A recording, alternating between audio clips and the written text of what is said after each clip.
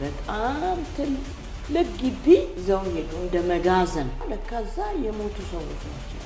ረጅም ሰዓት ይሳካልኩ ረጅም ሰዓት ያአላህ ረጅም ሰዓት ሩህ አልቁድስ ካልኩ እንደዛ ብዬ አስኬድ ነበር። አይጥ እያስወጣው ነው አይጥ እንጂ አንቺ ነሽ ውስጥ የምትገቢ ውስጥ ገባው ነበር። ተንበርክኬ ጅቦቹን አየኋቸው። በቃ ደስ አለኝ በጣም ውስጤ ሰላም ገባ። በቃ የኤምባሲ ሰራተኞች ነበሩ። እነሱ መተው ኢትዮጵያውያን ሞቱ ሲባል መጀመሪያ እነሱ ናቸው የሰሙት። መንፈስ ቅዱስንም ተሞልቼ እንዲህ ስጸልይ ወደ ማን ልጸልይ? 3 ይመስሉኛል። ወጥቼ ሲሄድ በጣም ብዙ ጅቦች እንደዚህ ተቀምጠዋል። ሌሊት 8 ሰዓት 8 ሰዓት ነው 11 ሰዓት። ብዙዎቹ ሬሳ አልተገኘም ምናምን ሲሉ ሰምቻለሁ። ጌታ በቃ አግኝቼው እንኳን ቤት ያግባ ብያለሁ። እዛ ከፍት ተሳረገው አንዱን አገኘሁት።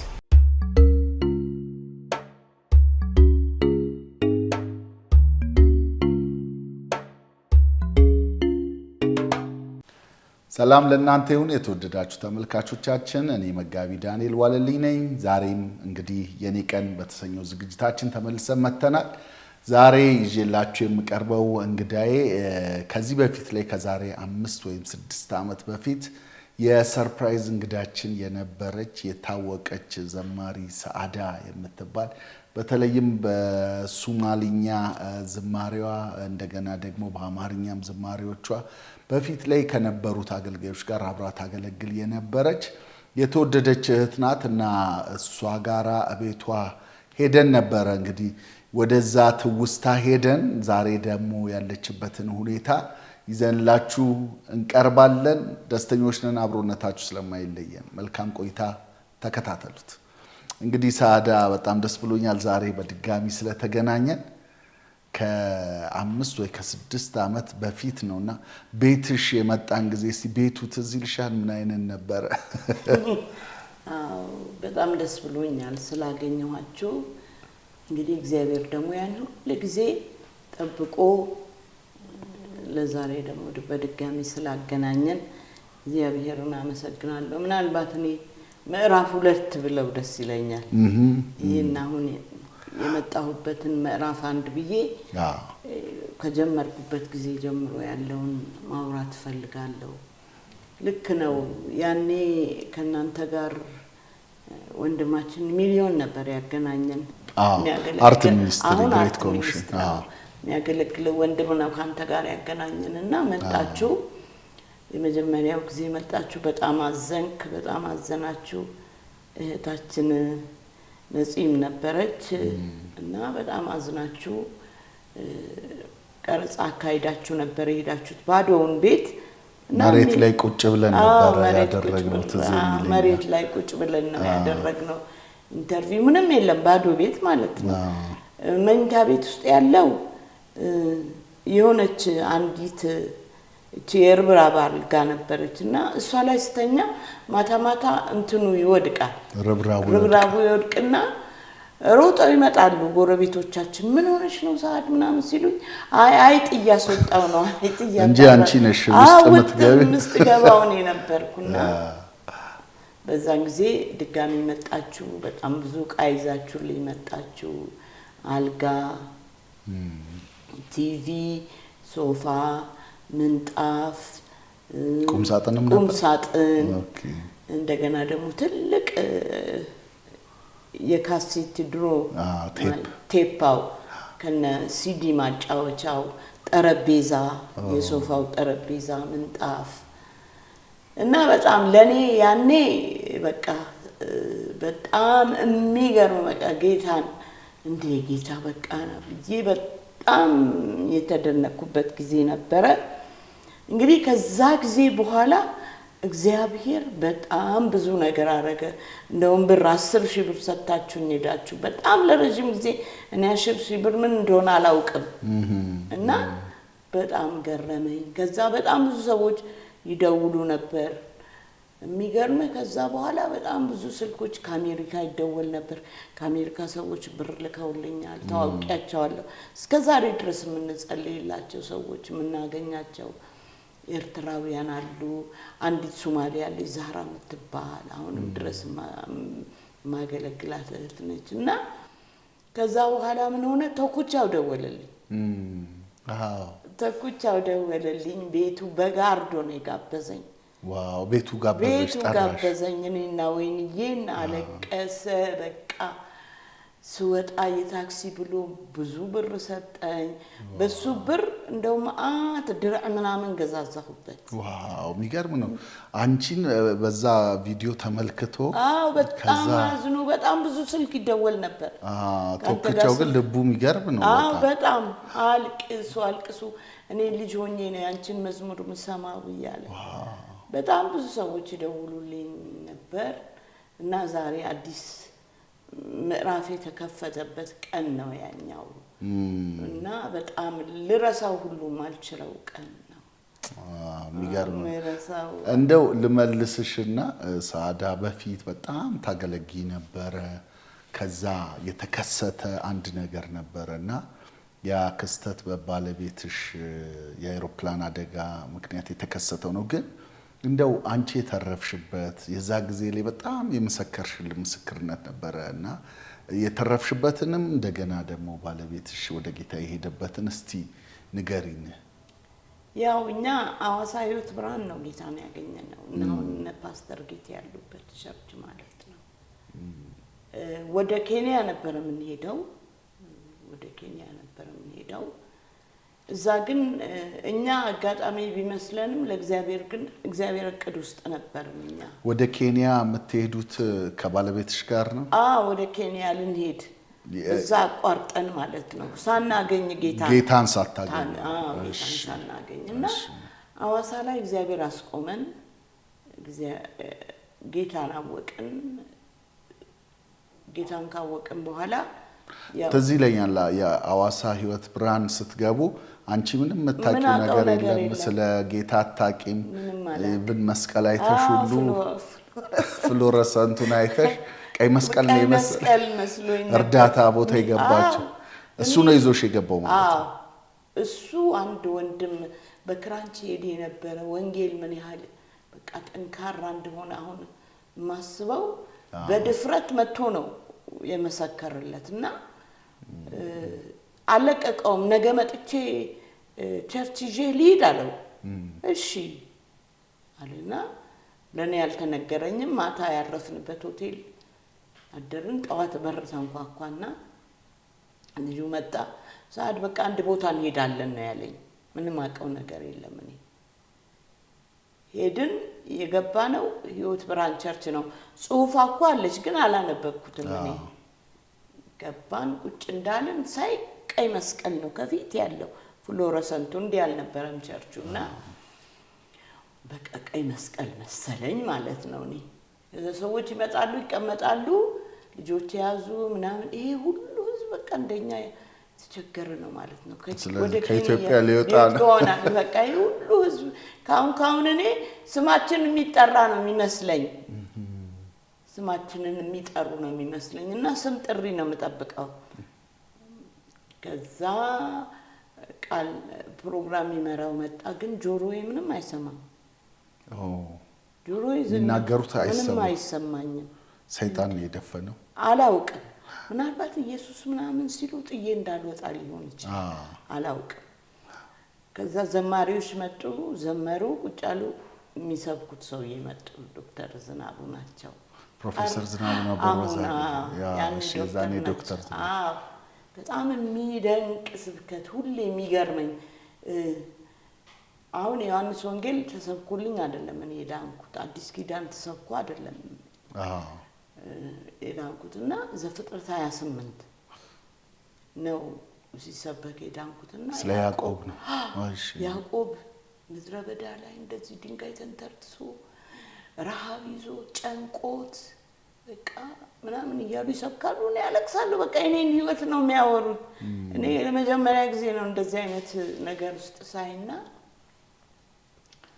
ዛሬ ለመጀመሪያ ጊዜ ጌታን የምትቀበሉ ሲባል እኔ እጄን አወጣው ከባለቤቴ ቀድሜ ዋው ምንም አልገባኝም ጌታን የምትቀበሉ ሲባል የሆነ ነገር የሚሰጥ መሰለኝ እስኪ እጃችሁን አውጡ ዛሬ ለመጀመሪያ ጊዜ ወደዚህ ቤት የመጣችሁ ምናምን ሲባል እኔ እጄን አወጣው የሆነ የምንቀበለው ነገር አለ ብዬ ነው እኔ ማስበው ከዛ ወደፊት ወጣን የሚባለውን ነገር አልን ዛሬ ለመጀመሪያ ምናምን ጌታ ብቻ አልን ያሉንን ነገር ከዛ ተከፋፍለው ወደ የክፍሉ ይዘውን ገቡ ስም ይጻፋል የባለቤቴን ስም ጻፉት የኔን ሲጽፉ እንደዚህ ነው አለባበሴ ቀና ብሎ አይ ሙስሊም ነሽ በዛ ጊዜ ማንቺ እሺ ሳዳ ዚያድ ይላል ደንግጠው አዩ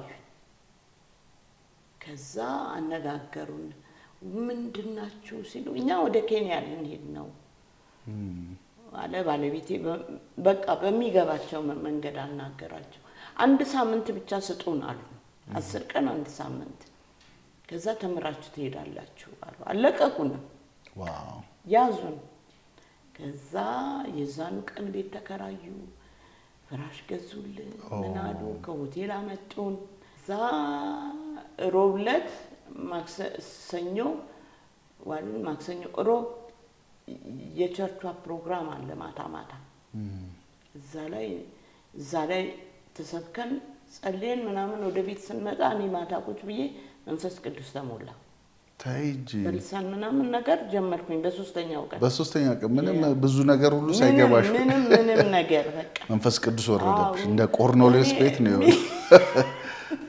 ሁሌ የሚገርመኝ ነገር በቃ ምንም ነገር እኮ ነው ያላቅም እንደዚህ ራሳችንን በልተን ያወራን ነው በቃ ያወራን ቡና ያፈላው ይመስለኛል በቃ ቤቱ ተረበሸ ለሊቱን ሙሉ እንደዚሁ አደርኩኝ ከዛ በቃ ደሳለኝ በጣም ውስጤ ሰላም ገባ በቃ ለምን ይመስለኛል አሁን ሳስበው እኔ የመጣሁበት እምነት አላህ አይወለድም እኛ ጋር ደግሞ አሁን እዚህ ክርስቲያኖቹ ጋር ስላሴ የሚባል ነገር አለ እሱን ማን ያስተምረኛል ስላሴን ያለ መንፈስ ቅዱስ ማን ያስተምራል እውነት ነው ለኔ ያው ማንንም ሊያስተምረኝ አይችልም ግማሾቹ ከዛ እኔ ከገባኝ በኋላ ራሱ ብዙ ጥያቄዎች ነበሩብኝ መንፈስ ቅዱስንም ተሞልቼ እንዲስጸልይ ወደ ማን ልጸልይ ሶስት ይመስሉኛል ወደ እግዚአብሔር ከጸለይኩ መንፈስ ቅዱስ ሚያዝን መንፈስ ቅዱስ ካልኩ ጌታ ኢየሱስ ሚያዝን አቡ ምን አይነት ነገር ነው ቀበጣ ያለ ማስቀየም ተጣጣሪ ባላንስ ረጅም ሰዓት ይሳካልኩ ረጅም ሰዓት ያ አላህ ረጅም ሰዓት روح القدس ካልኩኝ እንደዛ ብዬ አስኬድ ነበር ግን በጣም የሚገርመኝ ነገር አሁን እየገባኝ ሲመጣ ለዘላለም ለራሴ በማይገባኝ መንገድ በቃ መንፈስ ቅዱስ ለራሴ በሚገባኝ መንገድ አስረዳኝና ለዛ ነው በሶስተኛው መንፈስ ቅዱስ የተሞላሁት ጌታ አዋቂ ስለነበር በሶስተኛው ቀን ከዛ አይለኛ ይጸልት ሰው ቆንኩኝ በቃ ቸርች ነው የምትገኘው እንደውም አንድ ጊዜ ትዝ ይለኛል ለሊት ጸሎት አለ ሁሌ ጸሎት አለ ህይወት ብርሃን ከ11 ሰዓት ጀምሮ ሰራተኛውን በዛው ጸልዮ ምናምን ኃይለኛ በቃ ይጸሎት እንትን ያለው አጋንንት በዛ መንገድ አያልፍም ነበር እኛ ወደ ጌታ ስንመጣ በእውነት ነው ማለት በጣም ኃይለኛ ሪቫይቫል ነበር እዛ አንድ ቀን ጠዋት እኛ ያለነው ወደ ታች ወደ ሐይቁ ዳር አካባቢ ነው አንድ ቀን ጠዋት ጸሎት ሊሄድ ማለዳ ለካን የወጣሁት 8 ሰዓት ነው አላቆም እኛ በር ላይ በጣም ትልቅ ዛፍ አለ ትልቅ ዋርካ ዛፎች አሉ አዋሳ አሁን አላውቅ ወጥቼ ሲሄድ በጣም ብዙ ጅቦች እንደዚህ ተቀምጠዋል ለሊት 8 ሰዓት 8 ሰዓት ነው 11 ለጸሎት የነበረኝ ነገር ነው ከዛ ስወጣ አይቻቸዋለሁ እንደዚህ ውሻ መስለውኛል አለፍኩኝ እጄ በርሳ አንኳኳ ጥበቃው ደንግጦ ምን ሆነሽ ነው ሳዳ በጣም ነው የሚያቁን በጣም ነው የሚንከባከቡን ምን ሆነሽ ነው ምናምን ሲሉኝ ትልቅ ሰው ናቸው አይ ጸሎት ገና እኮ 8 ተኩል ነው በቃ ነይ ግቢ ያሉኝ እውነት ነው ማለት ተንበርክኬ ጅቦቹን አየኋቸው ጌታ እንዴት እንዳስመለጠኝ ለካ እንዳልደነግጥ አርጎ ነው እግዚአብሔር በደነግጥ ብጮህ ይበሉኝ ነበር እና በዛ ሁኔታ ያለን እየተማርንም ተጠመቀን ቶሎ ነው አስተምሮ ያጠመቋችሁ? አይደለም 1 አመት ከምናምን። ስለዚህ ያቺ 10 ቀን ያሏችሁ ተሻረ ማለት ተሻረ። በቃ እዛው መኖር ጀመርን እኮ በቃ። ጌታን ካገኛችሁ ፕሮግራም ቀየራችሁ። እግዚአብሔር ፕሮግራሙን ቀየረኛ ላይ እኛ ሳንሆን እግዚአብሔር በቃ እዛ እንድንሆን ፈቀደና ማገልገል ከመጀመራችን በፊት የምታስተምረን እህት ነበረች መሰለች ሆኔ የምትባል በጣም የምወዳት በቃ በህይወቴ ማረሳት ሴት ነችና ህይወቷን ሰጥታ ነው ያስተማረችን። እሷ ያኔ ባለቤቷ በመኪና በሞተር አደጋ ወደ ጌታ ሄዷል። ለምንም እግዚአብሔር ከሷ ጋር እንዳገናኘኝ እስከዛሬ ድረስ አላውቅም። በጣም ለየት አርጋ ነው ለኔ የምትጸልይልኝ። አገልግሎት ያኔ ወንጌላዊ ነች። አገልግሎት ትሄዳለች። መታስተምራቸውን ልጆች በሙሉ ለኔ ሰጥታ ሰዓዳ ጸልየሽ ቆይኝ፣ ዛሬ ፕሮግራሙ መዘጋት የለበትም ትለኛለች። ሳላስበው እኔ ለካ ውስጥ የአገልግሎት ነገር ገብቷል። በቃ ወድጄዋለሁ። ከዛ እንትን እየተማርን መጨረሻ ላይ እና አባባሻኛ የሚባሉ እነሱ ናቸው ያስጠመቁን። ተጠመቀን። በእና አባባሻኛ ጊዜ ነው እኔ ተጠመቅኩ። ደስተኛ ነኝ በጣም። አዋሳ ሐይቅ ውስጥ ነው የተጠመቅነው። ከተጠመቀን በኋላ እንትናልን በቃ ቸርች ስታይ የኛ ነገር የኛ እድገት የኛ በቃ በጣም ፈጣን ነው። በተለይ እኔ በጣም ፈጣን ነኝ። ልክ እንደተጠመቅኩ ኳየር ገባሁ።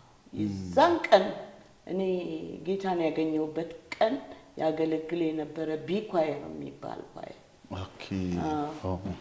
አንድ መዝሙር አላቸው የታወቀ ምስጋና ነው ያለኝ ምስጋና ነው የሚል እሱ መዝሙር በጣም የታወቀ ኳየር ነው። ኳየር ኃይለኛ ኳየር ነው። ሲቆም በቃ የሐዋሳ ኳየሮች በጠቅላላ እስከ C1 C2 D ምናምን የሚባል አለና ይሄ ኳየር እና አስቴር ንጋት የፓስተር ጌት ባለቤትና በጣም ኃይለኛ ኳየር ነው። ፓስተር ጌቱም ኳየር ነበር እና ኳየር ውስጥ ነው የገባሁት። በጣም ኃይለኛ ኳየር የጸሎት ኳየር ነው። በቃ እዛ እንትን እያልን ስንመጣ ቸርች ለምን ሚሽን ስኩል አይገቡም ተባለ። አዲስ አበባ አንድ አቢሲኒያ ሚሽነሪ ኮሌጅ የሚባል ነበር። ዳራን የሚባል አንድ ፈረንጅ ነው ያንን ራዕይ ይዞ የመጣው። ፓስተር ጌት ተነጋግሮ ተላከ። እዚህ ተማርን። የመረቃችን ቀን የሆኑ ከናይጄሪያ የመጡ ሰዎች ነበሩ። እነሱ ሰዎች ያዩናል። ሲያዩን ወደዱን። እኔ ዘመርኩ። የዛን ቀን የሆነ አንድ ትልቅ አገልጋይ መጥቶ አገለገለን። ከዛ ለምን እኛ እንወስዳችሁ እንደኛ ከዛው አሜሪካ ትሄዳላችሁ ከዛኛ ጋር በደንብ ትማራላችሁ ምናምን አሉ። በቃ ደስ አለን። ፓስፖርት ወጣ፣ ቪዛው ተደረገ፣ ቲኬት ከገዛ ቅዳሜ ማለዳ ወደ ኤርፖርት ሄድን። ኤርፖርት እንደዚህ አልነበረም። ያቺ የሆነች ጉልላት ወደ ላይ ያለባት ምናምን ነገር ነበረች። ከዛ በር ላይ ስንደርስ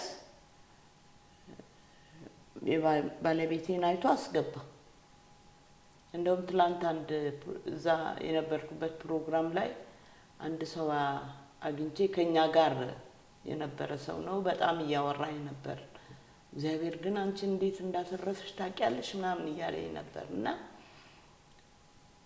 የኔን ፓስፖርት አይቶ ትኬቱን አይቶ ምናምን አትገቢም አለኝ። ወደ ኋላ ማን ነው አሁን የሚከለክልሽ? ወደ ውስጥ የሚያስገቡት ወደዚህ አሁን ቲኬት ቼክ የሚደረግበት ቼክ ያረጉና ቪዛሽ መኖሩን ፓስፖርቱ አንቺ ሆንሽን አይተው ገና ካውንተሩ ላይ ሳደርሽ በር ላይ ማለት ነው። ከዛ አስቀረኝ። ተከራከርኩኝ። በቃ አንድ አይነት ነው ኮንትናችን ምናምን አልኩት። አይ አስተካክለሽ ነይ በቃ ምናምን አለኝ። እያለቀስኩ ተለያየን። እምቢ አለሽ? በቃ ሰው በቃ እምቢ አለኝ። አንድ አይነት ቪዛ አንድ አይነት ፓስፖርት ምንም ለውጥ የለውም እኮ። ከዛ ገባሱ በቃ ማክሰኞ ትመጫለሽ። ሰውየው ደግሞ ማክሰኞ እኮ በረራ አለ ሰኞ አስተካክይ አለኝ። ምን እንደሆነ የሚስተካከለው አታውቂም? ምንም ነገር የሚስተካከልም የለውም ይመስለኛል። አሁን ሳስበው ምንም የሚስተካከል ነገር የለውም። በቃ እያዘንኩ ወደ ቤቴ መጣሁ። ቦሌ ነበረ እነዚህ ናይጄሪያዎቹ ጋር ነበር የምንኖረው። ከዛ ልክ ቅዳሜ ሄደ፣ ማክሰኞ ሰኞ እሁድ አለፈ። እሁድ ዕለት ደግሞ ቤት ውስጥ እንደዚህ ፕሮግራም ነበር። እሱን እኔ ነበር የማገለግለው። አገለገልኩኝና ከዛ ልክ ሰኞ ዕለት በቤት ስልክ ተደወለ ከትኬት ኦፊሱ እዚህ ስቴዲየም ጋር ነበር። አንድ ወንድማችን ነበር እዛ የሚሰራ፣ አንድ በጌታ የነበረ ልጅ ነው። ደወለልኝ። ሲሄድ በጣም ብዙ ክርስቲያኖች አሉ፣ ወንበር ላይ እንደዚህ ቁጭ ብለዋል። ግቢ ያሉኝ፣ ገባው። ከዛ ሳዳ ወደ ናይጄሪያ መሄድ አለብሽ አሉ። አውቃለሁ እኮ ትኬቱን እኮ ዛሬ ይዤ ልመጣ ነበር ምናምን ስለው፣ አይ ባለቤትሽ አደጋ ደርሶበታል፣ ግን በህይወት ይኑር አይኑር አናቅም ማለት። እኔ አልሰማሁም፣ ለካ በሚዲያ ሁሉ ተነግሯል። ፕሌን ክራሽ አድርጎ አትላንቲክ ኦሽን ውስጥ ገብተው 196 ሰው ሞተዋል። በዛ በአይሮፕላኑ ማለት ነው። ባለቤቴም እዛ ውስጥ ነው። ይሄን ዜና አልሰማሁም። እነሱ ናቸው አደጋ ደርሰውበታል እና እንድትሄጂ አሉኝ። በዛው ትኬቱ ቀኑ ብቻ ተቀይሮ በዛው ቪዛ በዛው ፓስፖርት ነው እንግዲህ ኮት ዲቫር የሄድኩት። አትላንቲክ ኦሽን ውስጥ ነው የገቡት። ከዛ ሄድኩ። ሲሄድ ነው የምጠብቀው አሁን ሆስፒታል ባለቤት እንደ መኪና አደጋ ምናምን መስሎኝ፣ በጣም የሚገርም ነው። እንደ መኪና አደጋ ወይ እግሩ ተጎድቷል ወይ የሆነ ነገር ሆኗል ብዬ ነው ማስበው። ሲሄድ ኤምባሲ ሰራተኞች ምናምን እዛ መተው ተቀበሉን። ቦሌ የነሱ አየር እንትን ተቀበሉን። አልገባኝም እኔ እስከዛ ድረስ። አልጋ ይዘዋል። ትልቅ ሆቴል ነው። እንደዛ አይነት ሆቴል ውስጥ ነው ገብቼ አላውቅም። ከዛ እዛ አስገቡን። አንዲት እህት አለች፣ ወንድሟ ከኛ ጋር ይሄድ የነበረ እሱ ሞቷል። ኃይላት የሚባል እድሜው በጣም ትንሽ ልጅ ወጣት ነበረ። እሷም አብራኝ ነበር። እሷ ነርስ ነች። ራስ ደስታ ነበር የምትሰራው ያኔ። አሁን የት እንዳለች አላውቅም። ከዛ አብረን ከእሷ ጋር ነው የሄድነው። ተቀበሉን በደንብ ሆቴል አዘጋጅተው። እንደገና ክርስቲያን ወገኖች ደግሞ ነበሩ እዛ ኮት ዲቫር ነበሩ። እነሱ መጥተው ማታውን ጸልየውልን ለጌታ አሳልፈው፣ ምንም ግን አልነገሩንም። የኤምባሲ ሰራተኞች ነበሩ። እነሱ መጥተው ኢትዮጵያውያን ሞቱ ሲባል መጀመሪያ እነሱ ናቸው የሰሙት። ከዛ ይዘው ወደ እዛ ዋደርን። ጠዋት መጥተው በጣም ትልቅ ግቢ ይዘውን ሄዱ፣ እንደ መጋዘን። ከዛ ለካዛ የሞቱ ሰዎች ናቸው ያሉት። ከዛ ገብታችሁ ምረጡ ተባለ። ጥቁር ፌስታል እንደዚህ ይዘጋ ነበር። ወንዶቹ ራሱ ሰው የሞተባቸው መምረጥ አይችሉም። በጣም ከባድ ነው። ግማሹ በሻርክ የተበላ ነው፣ ግማሹ በቃ በጣም ከባድ ነው። እንደዚህ አካላቸው የተቆራረጠ ምናምን አለ። በጣም ከባድ ነው። ከዛ ውስጥ የራስህን ነው የምትመርጠው። አንቺ የዛ ጊዜ ባለቤትሽ መሞቱን አወቅሽ? አወቅኩ፣ ነገሩኝ። በቃ ደንግጭ ያለው እንባ የለም ምን የለም፣ ግን በጣም ደንግጭ ያለው ምረጡ። እኔ አሁን ውጭ ሰምቻቸዋለሁ ሲያወሩ፣ ብዙዎቹ ሬሳ አልተገኘም ምናምን ሲሉ ሰምቻለሁ። ጌታ በቃ አግኝቼው እንኳን ቤቴ ልግባ ብያለሁ። እየከፈትኩ ብዙ ነው የምታየው፣ ትታመማለህ። ከዛ ከፍት ተሳረገው አንዱን አገኘሁት። ደስ አለኝ በጣም። ምንም አልሆነም፣ ደስ አለኝና ምን አለኝ፣ ይሄ አንድ ሰውዬ ነበር ሰዎችን የሚያስገባ ምናምን፣ ፎቶ አሳይቼው ነበር። ይሄ ሰውዬ እኮ ነፍሱ የወጣው ከውሃው ከወጣ በኋላ ነው አለኝ። እንጂ በህይወት ነበረ አለኝ።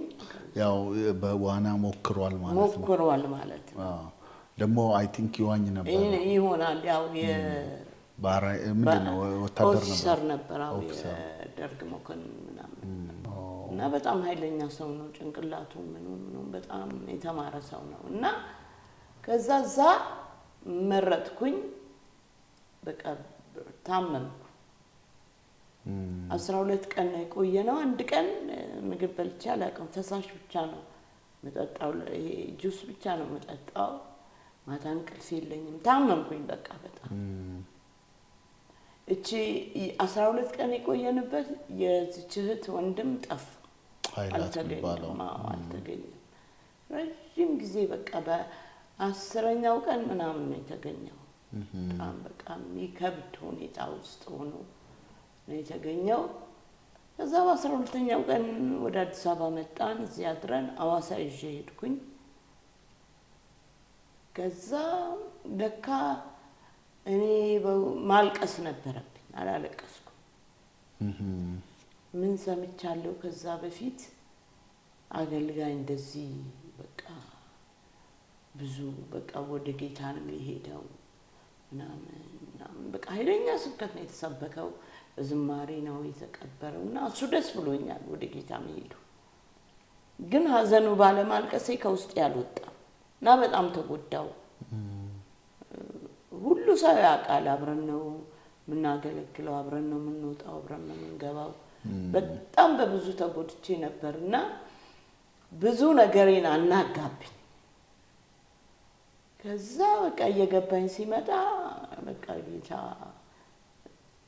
ያው ጴጥሮስን አስፈታው መሞት ያለበት ደግሞ በያዕቆብ ሞተ እና መቀጠል ያለበት ይቀጥላል ወደ ጌታ መሄድ ያለበት ይሄዳል ያን ተረዳው በኋላና እንደዚህ ነበር ዋው የሚገርም ነው በጣም ከዛ በኋላ ግን ወደ አዲስ አበባ ከመጣሽ በኋላ ክርስትና ቻሌንጅ አርጎሽ ነበርና ወደ ኋላ ያልሽበትም ሁኔታ ነበር አዎ በጣም አዝኜ ነበር ባለቤቴ ሞትና በጣም ተጎድቻለሁ እዚህ ስመጣ እንደ አዋሳ አይደለም ክርስትና አዲስ አበባ ከዛ በፊት ካሴት አወጣ ቁጥር 1 እና ቁጥር 2 በዛው ሀዘን ካለፈ በኋላ በዛው ሀዘን ውስጥ ቁጥር 1 ካሴቴን እኔ ስለ ዝማሬ ምንም አውቀው ነገር የለም ያው ኳየር ውስጥ ዘምራለሁ ለኳየር መዝሙር ሰጥቼ አውቃለሁ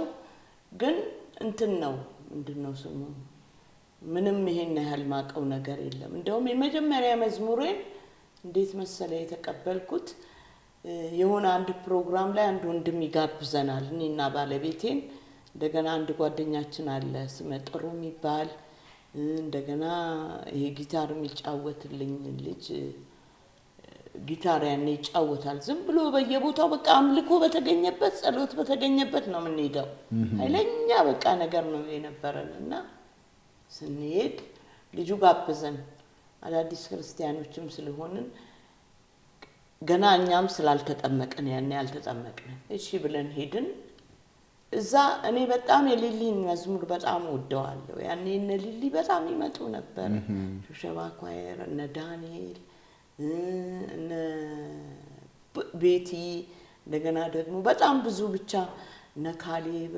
ይመጣሉ በየጊዜው እንትን ነበር ይሄ ኮንፈረንስ አለ የወጣቶች የእህቶች ኮንፈረንስ አለ ብቻ በየጊዜው ኮንፈረንስ በአመት 3-2 አይጠፋም እኔ በጣም የሊሊ ነገር ውስጥ የገባ በቃ በጣም ነው መዘምራት በጣም 24 ሰዓት ነው መዘምረው በቃ አረ ሰዓት ቡናው ተቃጠለ እስክባል ነው መዘምረው አምልኮ ውስጥ ከገባው ከዛ እዛ ፕሮግራም ላይ ዝም ብለን እኔና ልጁ ያመለክን ይያለን በቃ ደስ የሚል ነገር ሆነ እንደዛ ሲሆን በሚቀጥለው ወር እኔም ጋር ጥምቀት አለ አንቺ ነሽ መዘምሪው አለኝ ከዛ ደነገጥኩኝ ያኔ ደግሞ የሰው መዝሙር ብዙ አይዘመርም የራስን ነው መዘምረው ኦኬ ስንወጣ ለዚህ ሰለሞን አበራ ለሚባለው ልጅ ነገርኩት ሶልዬ እከሌኮ እንደዚህ አንቺ ነሽ የምታገለግዪው አለኝ ግን እኔ መዝሙር የለኝም ስለው ጸልይ ጌታ ይሰጥሻል አለኝ ቀለል አርጉ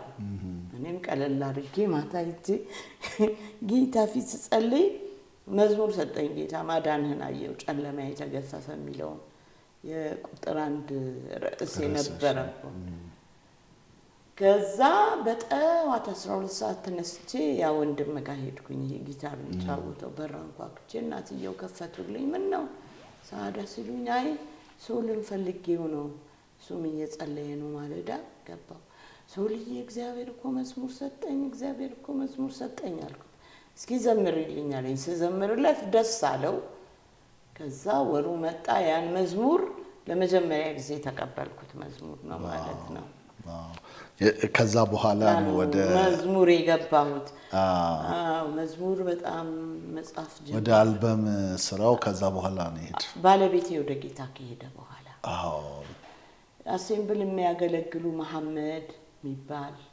ፎዚያ ምትባል ፎዚያ ሰዒድ እነሱ ከኔ በፊት ነው ያወጡት መዝሙር ሙስሊሞች ናቸው እና እሷ እንገናኝ ነበርና ቤት መታ ለምን መዝሙር አታወጪም አለችኝ እንዴት ነው መዝሙር የሚወጣው በቃ እንደነ ሊሊ ይሄ ካሴት እንደዚህ የሚደረገው ምናምን አለችኝ ደስ አለኝ በጣም ከዛ የዲዛይን ትሄዳለች እሷ ቁጥር 1 የሰራችበት እነ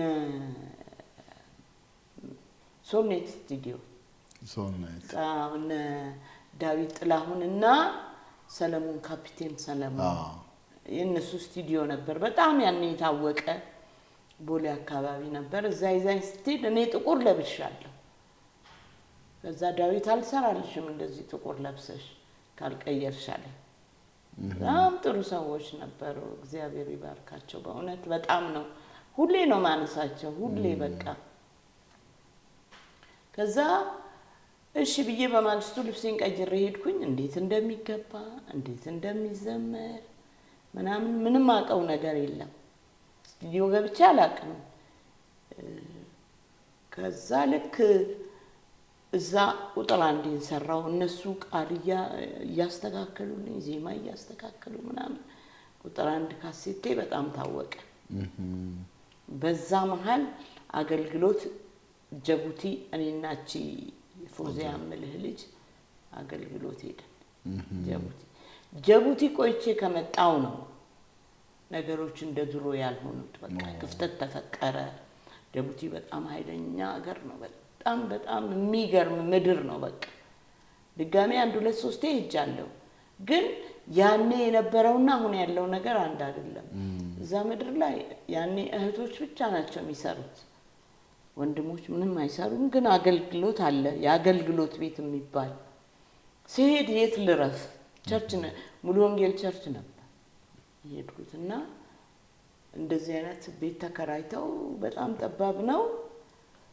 እዚህ ጋር እንደዚህ መጋረጃ ተደርጎ በዛ በኩል እነሱ ወንድሞች ያድራሉ እኔ በዚህ በኩል ነው ማድረው በጣም ግን ኃይለኛ ጸሎት ነው የምንጸልየው ከዛ ተመልሼ ወደ አዲስ አበባ መጣሁ አዲስ አበባ በጣም ብዙ ነገር ሆነ በቃ በጣም ማልጠብቀው አሁን ለሚዲያ ማይመች በጣም የሚያሳዝን በቃ በዛ ውስጥ ነው እንደገና እግዚአብሔር እንትን ያለኝ ናዝሬት ሁሉ ገብቼ ነበር ባለፈው ወርቻለሁ ሰው ቤት ሁሉ ስራ ገብቻለሁ ማንነትሽን ለውጬ በቃ በጌታ እንዳልሆንኩ ማንም እንዲያውቅ አልፈለኩም ያኔ እንደዚህ ሚዲያ የለም በካሴት የሚያቀኝም ሰው እንግዲህ ያኔ ካሴት እየቀረ የመጣበት ጊዜ ነው እዛ ሰው ቤት ስራ ገባው እዛ የገባሁበት ቤት ደግሞ ሴትዮዋ ክርስቲያን ነች እኔ ክርስቲያን መሆኔን አታውቅም ሳዳ ዚያድ መባሉን ብቻ ነው የምታውቀው ወገኖች ይመጣሉ ይጸልያሉ አምልከው ቃል ተካፍለው እኔ ጠጋ ብዬ ሰማለሁ ሰምቼ በቃ አልቅሼ ጌታ ሆይ በቃ መቼ ነው ከዚህ ውስጥ የምታወጣኝ እላለሁ መዝሙር ትከፍታለች ለሊት ሴትዮዋ ለሊት ተነስቼ ማንም ሳያየኝ በቃ ሽንት ቤት ገብቼ ጸልዬ ምናምን እወጣለሁ ከዛ አንድ ቀን አልቻልኩም እነሱ ያመለኩ ገባው አቦኔ በጌታ ነኝ በቃ እኔ አልቻልኩም አልኳቸው አለቀሱ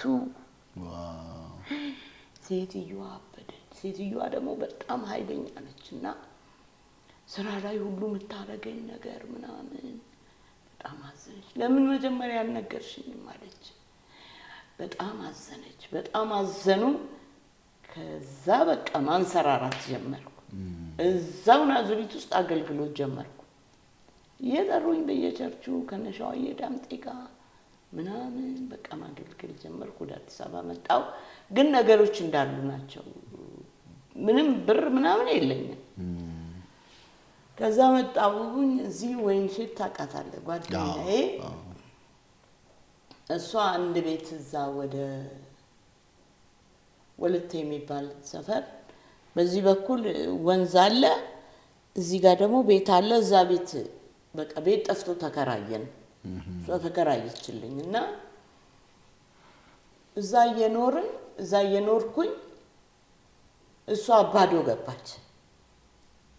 ገባችና እንጸልይ ሳድዬ ገና ሰፈሩን ሳይ ወይኔ እኔ ሰፈር መጥቼ ምገባ ይመስለኛል አልኳት ከዛ ጸልይ ጌታ ምናምን አለችኝ እሷም ጥሩ በጣም ወዳት እህቴ ነች የ40 አመት ምናምን ጓደኛዬ ነች የ40 አንድ ቀን ክፉ ተነጋግረን አናቅም እና ልጅ ወልደን እንኳን ስናሳድግ የኔን ልጅ እሷ ያጠባች እሷን ልጅ እኔ ያጠባው ነው ያደግነው በጣም በቃ የሚገርም ቤተሰብ ነው እና እሷ በቃ ግቢ አባዶ ምናምን አለች አንዲት ደግሞ ሌላ እህት አለች እዚህ ስሟን መጥቀስ ስለማልፈልግ ነው እኔ ቤት ኪራይ ከፍላለሁ አባዶ ግቢ አለች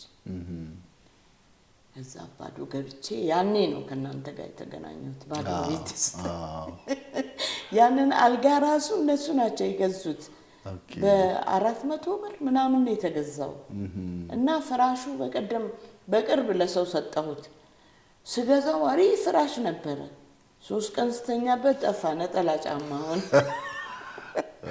እና በዛ መሃል ነው ከናንተ ጋር እግዚአብሔር ያገናኘንና